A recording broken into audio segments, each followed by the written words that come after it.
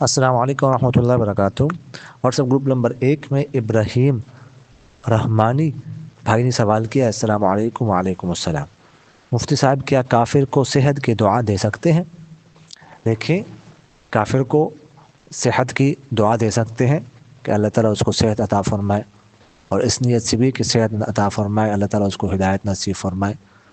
بلکہ سرور کونین صلی اللہ علیہ وسلم سے تو کافروں کا عیادت بھی ثابت ہے۔